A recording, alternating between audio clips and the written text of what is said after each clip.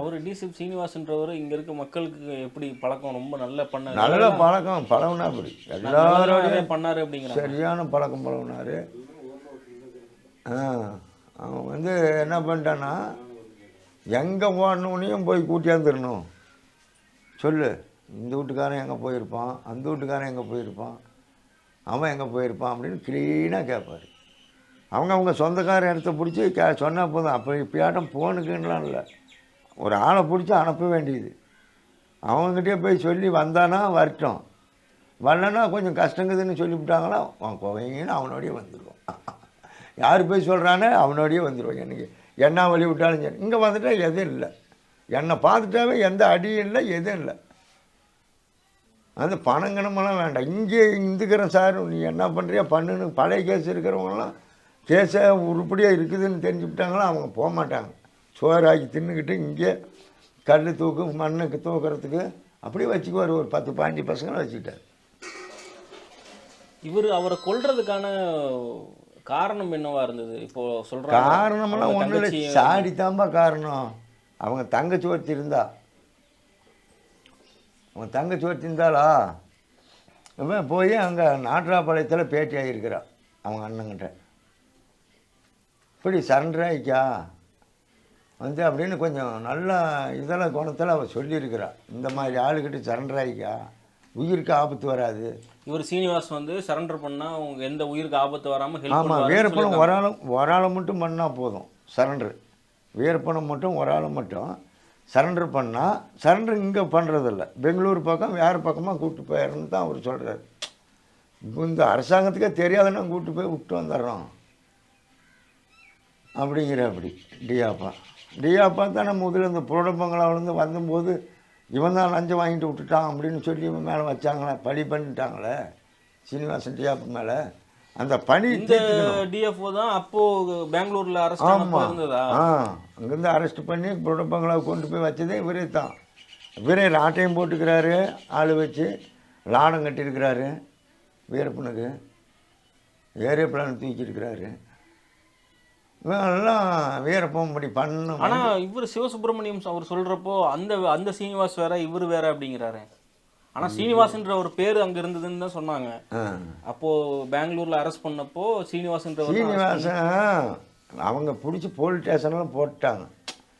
அவன் என்ன பண்ணிட்டான், இவன் ஒரு போயம் பாருங்க, இந்த ஊருக்காரன் ஏரியூர் பக்கத்தில் கூர்காம்பட்டிக்காரன் ஒரு போய பையன். இவன் என்ன பண்ணிட்டான், 60,000 பணமும் 60 தோட்டாவும் கொண்டாந்து வச்சுட்டு அவனோட இருந்துக்கிறாங்க பெங்களூரில் ரூமில். அவன் தான் கையாடு அவனுக்கு, வீரப்பனுக்கு. இந்த 60,000 பணத்தையும் இந்த தோட்டாவையும் கொண்டு போனால் நாம் 1,00,000 ரூபாய்க்கு மேலே இருக்குது, மேலே பணம் 1,00,000க்கு மேலே இருக்குது அப்பயே. இதை ஏமாற்றி நம்ம எடுத்துகிட்டு போயிடணும் அப்படின்ட்டு இவன் அங்கே போய் அவன் டவுன் ஸ்டேஷனில் போய் சொல்லிவிட்டான். இப்படி வீரப்பம் இப்படி தமிழ்நாட்டில் கொலை பண்ணிருக்கிறான், இங்கே இவனை சிதம்பரம் ரேஞ்சரை சுட்டுருக்குறான், இன்னும் கொஞ்சம் குழந்தைலாம் பண்ணிருக்கிறான், பெரிய ஆளவும் அப்படின்னு அவன் சொல்லிக்கிறாங்க கம்பெனியாண்டு அப்படின்னு சொல்லியிருக்கான். அவன் போலீஸ்காரங்களுக்கு சொன்னால் அதில் லாபம் தானே இப்படி இருக்கிறான்னு அப்படி சொல்லிவிட்டு போலீஸ் வந்து அவனை பிடிச்சி அந்தாண்ட போன உடனே அவன் தோட்டாவையும் பணத்தையும் எடுத்துக்கிட்டு ஓடியான்ட்டான். அவன் என்ன பண்ணிட்டான், போலீஸுக்காரன் இப்படி பிடிச்ச உடனே அப்புறம் பேப்பரில் போடுறாங்கள, அதை பார்த்துட்டான் டிஆப்பை. ஆடாடா இங்கே தானே இவங்கிறான், நம்ம கிட்ட தவிச்சிட்டு போய் இன்னொரு இதில் அதை பற்றி இவர் சீனிவாசன் உங்ககிட்ட சொல்லியிருக்காரா? அந்த மாதிரி பெங்களூரில் அரெஸ்ட் பண்ண நான் இருந்தேன், வீரப்பனும் சொல்லியிருக்கிறான், இவனும் டிஆப்பும் சொல்லிக்கிறாரு என்கிட்ட. அதுக்கு முன்னே வீரப்பன் சொல்லியிருக்கிறான், அந்த மாதிரி தான் ராட்டை போடுவாங்க, ஏரோப்ளான் தூக்குவோம், தாடிக்காரங்கிட்ட மாட்டினீங்களா அப்படின்னு பேசணும். இந்த குப்பை மூட்டை சீரும்போது வந்தாங்க, டிஆப்பே வந்தான், என்னெல்லாம் பார்த்தேன், நான் தான் டீ ஓட்டிக்கிட்டு அங்கே ரைட்டாக அரேஞ்ச்மெண்ட்லாம் பண்ணிகிட்டு இருந்தோம் ஃபுல்லாக சீரு. போலீஸ் வந்துருச்சு, நிறைய போலீஸ் அடிச்சுன்னு டங்குன்னு குதிச்சுட்டு ஓடினா 10-20 பசங்க ஓடினாங்க, இந்தாண்ட ஒரு 10 பேர் ஓடினாங்க. அவரை முட்டிகிட்டு ஓடினாங்க, போலீஸு போய் யாரையும் பிடிச்சிட்டு வர முடியல. அவத்தில் இருந்தவங்களை மட்டும் 2 பேரை பிடிச்சான். என்னை கப்புன்னு இருந்துக்கிட்டால் எனக்கு என்ன ஏதுன்னே கண்டுக்கலை. என் மேலே கேஸ் இல்லை, அப்போல்லாம் ஒரு எந்த விவரமும் இல்லை, யாரும் சாடின்னு சொல்லலை. அதுக்கு பின்னால் தான் தினேஷ் தலையெடுத்து தான் என் மேலே பேரை சொல்லி அதை வந்து கதவை உடைக்கிறது, ஓட்டை உடைக்கிறது, என்ன பேரை கேட்டுட்டு இருந்தது. அவங்க வந்து கொஞ்சம் கண்டிஷனாக என்னை பேர் கேட்கவும் தான் நானே பயந்துக்கிட்டு ஒரேடி அங்கே அவ்வளோ தூரம் போயிட்டோம். எந்த கொலைக்கும் எனக்கு சம்மந்தப்படலை. சரி, நம்மளை என்ன பண்ண போகிறாங்க, நம்மளுக்கு எல்லாத்தையும் நாம் கொஞ்சம் மறப்பாக்கலாம் அப்படின்னு போயிட்டோம். அங்கே போய் பெயிண்ட்டுக்கின்னு அண்ணனோட சேர்ந்து அடிச்சுக்கிட்டு ஒரு 6 மாதம் இருந்தோம். ஒரு 3 மாதம் இருந்தோம். பிடிச்சிக்கிட்டாங்க. பிடிச்சி அப்புறம் தான் கதை கடைசியாக மைசூர் வரைக்கும் போய், ஆனால் வீரப்பன் கேஸில் அத்தனை பேர்லேயும் முன்ன ஜெயிலை விட்டு முன்ன நான் வந்தவன் நானே தான். ஆமாம், நீ எவ்வளோ வருஷம் ஆனாலும் போக முடியாது, நீ பெரிய பெரிய ஆஃபீஸருங்களை சுட்ட கேஸில் போட்டுக்கிறாங்க அப்படி இப்படின்னாங்க. உங்களுக்கு இது தொடர்பாக வழக்கு வாதாடுறதுக்கெலாம் ஹெல்ப் பண்ணது யார்? லாயருங்க தான். லாயர்னா இப்போ எல்லாமே எங்கள் ஊரில் வந்து சொல்லி டிஆப்பாவே வந்து அந்த லாயருக்கு வச்சு, இவனுக்கு மட்டும் நீ காசு எவ்வளோ அவன் மனுஷங்களாம் இருந்தால் கொடுத்தா வாங்கிக்கா, கொடுக்கலன்னா கேஸை முடிச்சு. சீனிவாஸ் தான் ஹெல்ப் பண்ணியிருக்கேன். ஆமாம், சீனிவாசன் ஹெல்ப் பண்ணார். எங்கே இந்த வக்கீலுக்கு நானும் 10-5 கொடுத்துக்கிட்டு வர டேட்டு வாங்கி கொடுக்கறதுக்கு பிடிக்கிறதுக்கு அவங்க வீட்லேயே போய் படுத்துக்குவோம். அப்புறம் ரொம்ப கஷ்டம் ஆகி போச்சுன்னா அங்கேயே இன்றைக்கி எங்கே டேட்டு போட்டு நாளைக்கும் டேட்டு போடணும். அந்த டைமுக்கெல்லாம் வக்கீல் இங்கேருந்து கடை 150 தாரம் அப்படின்னு, காசே இல்லைங்க அப்படின்னாலும் தாரணை தின்னுக்கிட்டு அவங்க வீட்டில் போய் படுத்துக்குவோம் சாப்பிட்டு போய். கேஸ் முடிகிற டைமெல்லாம் அங்கேயே 7 நாள் 8 நாள்லாம் மைசூர்லேயே இருந்தோம். ஏதோ ஒரு சிக்கிற வேலைக்கெல்லாம் போயிடுவோம். இந்த சோறாக்கிற வேலை ஏதோ ஒரு விசேஷத்துக்கு அங்கே அதில் இதுக்கு அவங்க இந்த இரும்பு பட்டறையில் போய் இரும்பு அடிக்கிறது எல்லாத்துக்கும் போயிடும்.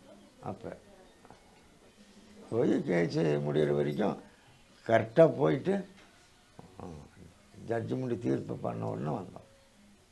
வீரப்பன் அவர் இறந்ததா சொன்ன அந்த அக்டோபர் 18, 2002 அந்த டைமில் உங்களுக்கு செய்தி எப்போ தெரிஞ்சிச்சு? நைட்டெல்லாம் ஒரு 10-11 மணிக்கெல்லாம் பட்டாச்சு விட்டுட்டாங்க. பட்டாச்சு விட்றதுன்னா பட்டாச்சுன்னா பூரா சட்டுன்னு ஒரு 5-6 இடத்துல பற்ற வச்சு சவுண்டு பண்ணிட்டாங்க போலீஸ். பட்டாசு வெடிச்சாங்களா இங்கே செங்கப்பாடியில்? கோயிலாண்ட அப்புறம் அந்த ரோட்டில் அங்கே மேலே போய் மில்லுக்கிட்ட ஒரு சுற்றியுமே ரவுண்டாகவே வெடித்தாங்க. அப்போ என்ன சவுண்டு அப்படின்ட்டு போய் கேட்கும்போது அப்படி தான் வீரப்பனை அங்கே சுட்டுட்டாங்களாம். அங்கே கிருஷ்ணகிரி அந்த பக்கம் பயங்கரமாக சுட்டு நல்லா வேலை கொன்னே போட்டாங்களாம் அப்படின்னா. பாப்பாரப்பட்டி அங்கே வந்து ஆம்புலன்ஸில் வச்சு சுட்டு கொண்டதாக சொல்கிறாங்க. அதுக்கப்புறம் உண்மை அறியும் குழுன்னு ஒன்று வந்து அவங்க ஒரு இது சொன்னாங்க, ஏதோ விஷம் கொடுத்தாங்க அப்படின்னு சொன்னாங்க.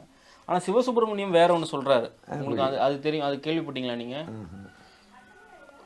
நம்ம பெண்ணகரம் பக்கத்தில் தும்கல்னு ஒரு கிராமத்தில் இவரோட சொந்தக்காரங்க தங்கான்னு ஒருத்தர் இருந்தார். வீரப்பன் அவரோட சொந்தக்காரங்க. அந்த குடிசையில் வந்து கையெறி குண்டு வாங்குறதுக்காக அப்பப்போ வீரப்பன் போயிட்டு வந்துட்டு இருந்தார். அப்போது அந்த கையெறி குண்டு எடுத்து இது பண்ணுறப்போ அதில் மயக்க மருந்து கலந்துருந்தாங்க. அதை மாட்டுறப்போ அது வெடித்து வீரப்பனும் அவர் சேதுக்குழி கோவிந்தன், சேதுமணி, சந்திரகவுடா 4 பேரையும் கொண்டு போய் ஒரு கேம்பில் வச்சு சித்திரவதை பண்ணி கொன்னதாக சொல்கிறாங்க. இது ஒன்று வெளியே வருது. அது பி சுப்பிரமணியம் அன்னைக்கு கூட சொல்லிட்டு போனோம். அப்படி இன்னுமே எடுத்துகிட்டு இருக்கிறாங்க அவங்க. ஒரு டிராவல்ஸ் வச்சுக்கிட்டு 10-20 பேர் வச்சுக்கிட்டு எங்களையும் கூப்பிட்டு இப்போ வந்தார் ஒரு 3-4 நாளுக்கு முன்னாடி. ஆமாம், இல்லை 15க்கு முன்னே இங்கே தான் இருக்கிறாங்க. ஒரே கர்நாடகா போகிறாங்க, அங்கே இதுக்கு போகிறாங்க, செலவுக்கெல்லாம் போகிறாங்க. அங்கே அவர் வீரப்பன் அவர் வாழ்ந்த காட்டை சுற்றி பார்க்கறதுக்காக டூரிஸ்ட் அரேஞ்ச் பண்ணி அப்புறம் இந்த ஃபாரஸ்ட்டுக்காரங்க வண்டியை வச்சுக்கிட்டு இப்படியே இப்போ இந்த மலைக்கு அந்த புறம் அப்படி சுற்றிட்டு ஆலாம்பாடி மலை வந்து இப்படி வராங்க. அங்கங்கே என்னென்ன டவுட் இருக்குதோ அதெல்லாம் கேட்டுக்கிட்டு பண்ணிக்கிட்டு வராங்க.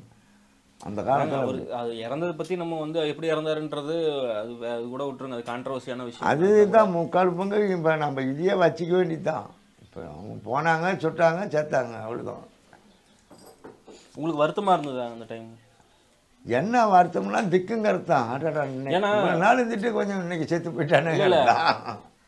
வீரப்பன் அவர் வந்து அவர் மேலே நிறைய பெரும்பாலான இந்த பகுதியை சுற்றி இருக்கவங்களுக்கு நிறைய அன்பு இருக்குன்றதை நம்மளால புரிஞ்சிக்க முடியுது. நானே சின்ன வயசு ஆச்சா, அவன் வந்து பொண்ணு போய் அவனுக்கு பார்த்துங்க, அவனுக்கும் அந்த குப்சாமிட்டு மினினுக்கும் ஒரு 2 இடம் 3 இடம் பார்த்துங்க பொண்ணு கல்யாணம் பண்ணிக்கிறான் அப்படின்னு. அவன் பார்க்கும்போதே என்ன ஆகி போச்சுன்னா, அவன் 8ஆம் போர் 7ஆம் போரும் இவங்க இருக்கிறாங்க. அதிகமாக விருப்பப்பட்டு அந்த பொண்ணுங்களை பார்க்கணும்னா மாப்பிள்ளையை கட்டிக்கிறான். அவன் இப்படி நாட்டில் நல்லா வாழணும்னு தான் எல்லாம் நடந்திருக்கும். ஆச்சா, அவன் பண்ணிக்கவே முடியல. பொண்ணே சிக்கலை அவங்களுக்கு. யாருக்கு? வீரப்பனுக்கும் அந்த மினியும் ஒருத்தன் குஷாமிட்டு மினியும் அப்போ செத்துட்டான் அப்படி ஆகணும். இப்போ போன வருஷம் மினின்னு அவன் படித்தவன் நல்லா எஸ்எல்சி வரைக்கும் அங்கே தமிழ்நாட்டில். அப்போ அவன் தான் ஏதோ ஒன்றா எழுதி இவனுக்கு வீரப்பனுக்கு கொடுப்பான். அவங்ககிட்ட இவன் எழுதுவான், இவங்ககிட்ட அவன் எழுதுவான். அப்புறம் மாணிக்கன்னு ஒரு குறவன் தான், அவன் வந்து எழுதி கொடுப்பான். படித்தான் வீரப்பன்.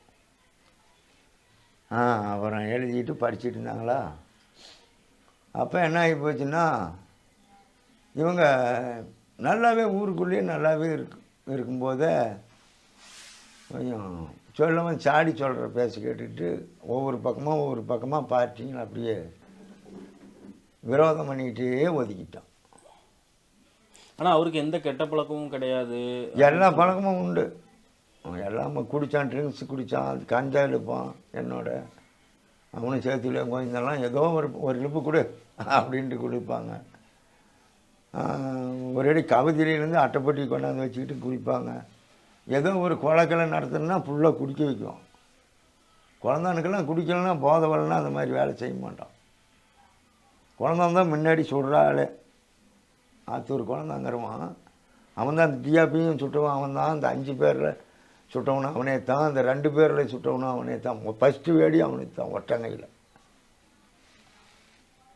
ஃபஸ்ட்டு வீடு அவன் இட்டுப்பட்டு உடனே மீதி எல்லாம் மீடுவாங்க. அப்படி அந்த பையன் அவெல்லாம் ரொம்ப கஷ்டப்பட்டு செத்தான். குழந்தான்றவர் போலீஸ்கிட்ட தானே இறந்தார் இல்லையா? அவர் போலீஸுக்கே மருந்து வச்சு கொண்டு விட்டாங்க. அவனையும் ஃபேமிலியிலே சாராயத்தில் போட்டு மருந்தை அப்படியே அந்த கொரோனா மருந்து ஆட்டி விட்டு வேறு கலாசில் ஊற்றி கொடுத்தது தான். அவன் குடித்த உடனே அப்படியே டமார்னு வெடிச்சு போயிட்டான். கையை ஒன்று போயிடுச்சு. துப்பாக்கி வெடித்து கையை ஒன்று ஓடிச்சு போச்சு. அவன் அந்த வழியில் எதை கொடுத்தாலும் குடிக்க துணிஞ்சவன்.